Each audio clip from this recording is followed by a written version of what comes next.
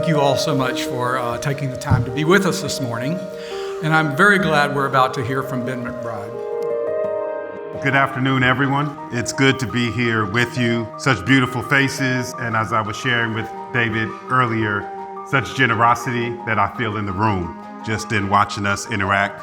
If we were going to engage in creating a different world, one that we actually deserve, it meant we were going to have to widen our circle of human concern, particularly to include the people that we disagree with the most. We need to unlearn the narratives that we've inherited, and then we need to participate in a new narrative. That is the transformative work. H.E. Butt Foundation, through the Know Your Neighbor program, has ways for people to participate in new narratives. We have consistently been named one of the most economically segregated cities in the country. We have consistently been one of the poorest metropolitan cities in the country.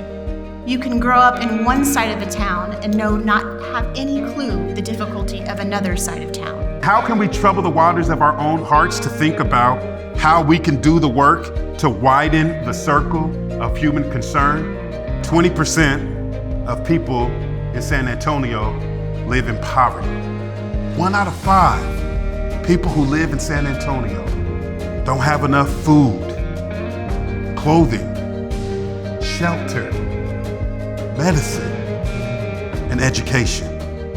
How do we, when we're busy, find the muscle and the discipline to pause and listen for a story that we may not have heard? In building shared humanity, it's about us creating spaces fueled by love, not just by ideology.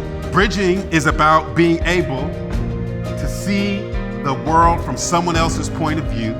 And in bridging, the invitation is for us to bring our perspective, but also to take the time to listen to someone else's perspective and to find a way for both of our perspectives to move in the same direction. Closing the gap, to invite people to the table that have previously been excluded from them. And I hope, and my prayer is that you will respond to the invitation of today. We've got to do something about poverty, economic segregation, and the ways that leave too many human beings in danger. I think that's what each of us are called to do, to know your neighbor, to love your neighbor. And I think we're called to do it together.